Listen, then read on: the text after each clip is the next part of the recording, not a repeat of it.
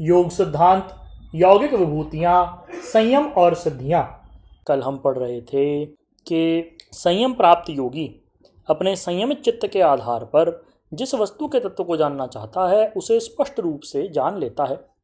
यदि उसके ज्ञान में कोई व्यवधान हो तो वह सर्वत्र व्यापक परमात्मा, हर आत्मा में ओतप्रोत रहने वाला, उसे स्पष्ट ज्ञान करा देता है। इस विषय को एक उदाहरण से स्पष्ट करा देते हैं। मुझे यहाँ अपने एक बड़े गुरु भाई श्री गोपालानंद जी की स्मृति याद आती है। उनका चित्त प्रतिक्षण संयमित रहता था। उन्होंने अपने संयम के अभ्यास को खूब परिपक्व कर लिया था। उनके मन में लगन पैदा हुई। उन्होंने जानना चाहा कि परमात्मा ने सृष्टि की उत्पत्ति किस प्रकार की। यह सोचते सोचते ही वे समाधिस्थ हो गए। उनका मन तेजस धर्मों से युक्त था। संयमित मन होने पर उनकी आंखों के सामने एक दिव्य प्रकाश आया। उस दिव्य प्रकाश में से एक आवाज़ सुनाई दी और वह आवाज़ ही वेद की ऋचा बन करके सामने प्रकट हुई। वह ऋचा थी, हिरण्यगर्भ संवर्तताग्रे भूतस्य जात पतिरेक आसीत सदाधार पृथ्वीं द्यामुतेमाम कस्मै देवाय हविषा विधेम। अर्थात अग्रे हिरण्यगर्भः समवर्तत सह पृथ्वीम उत इमाम आदधार स हिरण्यगर्भः जातस्य भूतः एकः पतिरासीत कस्मै देवाय हविषा विधेम। सबसे पहले हिरण्यगर्भ पैदा हुए, वे प्राणिमात्र के पति थे। हिरण्यगर्भ परमात्मा जो एक चमकते हुए गोले के रूप को धारण करके सामने प्रकट हुए, उन्होंने पृथ्वी और आकाश को अपने अंदर धारण किया हुआ था।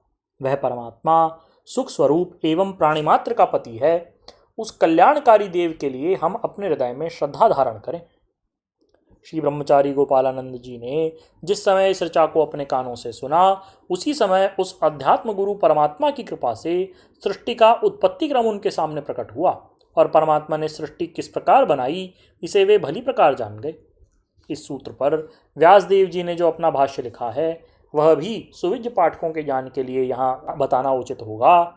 तत्र वागवर्णेषु एव अर्थवती श्रोत्रम च ध्वनि परिणाम मात्र विषयम पदम पुनर्नाद अनुसंहार बुद्धि निग्राह्यम इति। वर्णा एक समय असंभवित्वात् परस्पर निरनुग्रहात्मानस्ते पदम संस्पृश्य अनुपस्थापि आविर्भूतः तिरोभूतः च इति प्रत्येकमपदस्वरूपा उच्यन्ते। वर्णः पुनरेकैकः पदात्मा सर्वाभिधान शक्ति प्रचितः सहकारी वर्णांतर प्रतियोगित्वात् वैश्वरूप्यमिवापन्नः पूर्वः च उत्तरेण उत्तरः च पूर्वेण विशेषे अवस्थापित इत्येवं बहवो वर्णाः क्रमानुरोधिनोऽर्थ संकेतेन अवच्छिन्नायन्त एते। सर्वाभिधान शक्ति परिवृत्ता गकारौकार विसर्जनीयः शासनादिमन्तमर्थं द्योतयन्ति इति। तद एतेषाम् अर्थ संकेतेन अवच्छिन्नानाम् उपसंहृत ध्वनिक्रमाणां य एको बुद्धि निर्भासः तत्पदं वाचकं वाच्यस्य संकेत्यते तदेकं पदमेक बुद्धि विषय एक प्रयत्नाक्षिप्तम् अभागमकं वर्णं बौद्धं अन्त्यवर्ण प्रत्यय व्यापारोपस्थापितं परस्पर प्रतिविपादयिषया वर्णैरेवाभिधीयमानैः श्रूयमाणः च श्रोत्रभिर अनादिवाग् विहावासनानुविद्धया लोकबुद्धया सिद्धवत् संप्रतिपत्त्या प्रतीयते। तस्य संकेत बुद्धितः प्रविभागः एतावतामेवत् जातीयको अनुसंहार एकस्यार्थस्य वाचक इति। संकेतस्तु पदपदार्थयोः इतरेतराध्यासरूपः स्मृत्यात्मको योऽयं शब्दः सोऽयमर्थः योऽर्थः स शब्द इत्येवम् इतरेतराध्यासरूपः संकेतो भवति। इत्येवमेते शब्दार्थप्रत्यया इतरेतराध्यासात् संकीर्णः गौरिति शब्दो गौरित्यर्थो गौरिति ज्ञानम् य एषां प्रविभागज्ञः स सर्ववित् सर्वपदेषु चास्ति वाक्यशक्तिर्वृक्ष इत्युक्ते अस्ति इति गम्यते। न सत्तां पदार्थो व्यभिचरति इति तथा न हि असाधना क्रियास्ति इति तथा च पचति इति उक्ते सर्वकारकाणाम् आक्षेपो नियमार्थो अनुवादः कृत्रिकर्मकरणानां चैत्राग्नितण्डुलानामिति दृष्टं च वाक्यार्थे पदरचनं श्रोत्रियश्छन्दोधीते जीवति प्राणान् धारयति तत्र वाक्ये पदार्थाभिव्यक्तिः ततः पदं प्रविभज्य व्याकरणीयं क्रियावाचकं कारकवाचकं वा अन्यथा भवति।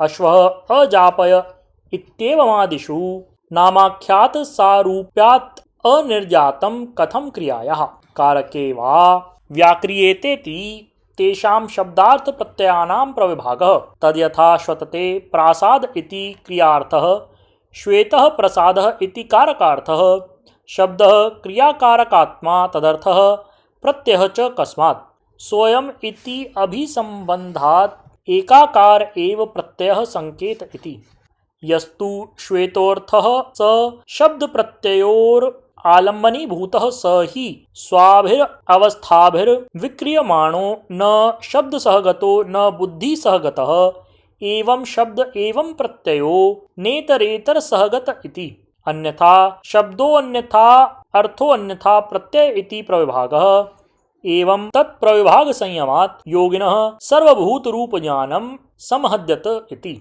अर्थात शब्द अर्थ और ज्ञान एक दूसरे के साथ मिले हुए होने के कारण उनका सम्मिश्रण है। इसलिए एक शब्द के उच्चारण करने से वह शब्द ध्वनि है। ध्वनि आकाश में से पैदा होकर आकाश में विलय हो जाती है, किंतु उस ध्वनि के अंदर उसका एक ज्ञान भी छुपा है जिसका एक दूसरे के साथ मिले हुए होने के कारण साधक को आभास नहीं होता कि जो शब्द उच्चारण किया हुआ है उसमें ज्ञान किस रूप में छुपा है। जब साधक उनके सम्मिरण को हटाकर इतरेताध्यासात् संकरह के भाव को छोड़कर शब्द ज्ञान और अर्थ तीनों को विभक्त करके शब्द को शब्द के रूप में, ज्ञान को ज्ञान के रूप में और अर्थ को अर्थ के रूप में न्यारा न्यारा देखता है तो साधक के हृदय में न्यारा न्यारा ही तत्तदर्थ ज्ञान का उदय होता है। इस प्रकार योगी जब इन प्रविभागों में संयम करता है तो प्रयोग की हुई वाणी किस अर्थ को लक्ष्य करती है एवं प्रयोग करने वाले का मन किस ज्ञान को लक्ष्य करता है, ऐसा करने पर साधक को प्राणी मात्र की बोलियों का ज्ञान हो जाता है। शेषकल। बोलिए श्री सद्गुरुदेव भगवान की जय। परम प्रभु श्री रामलाल जी महाराज की जय। योगिराज अनंत स्वामी श्री चंद्रमोहन जी महाराज की जय। योगिराज श्री देवेंद्र जी ब्रह्मचारी की जय। सदाशिव भगवान की जय। श्री वृंदावन बिहारी लाल की जय। शंकर भगवान की जय। हर हर महादेव।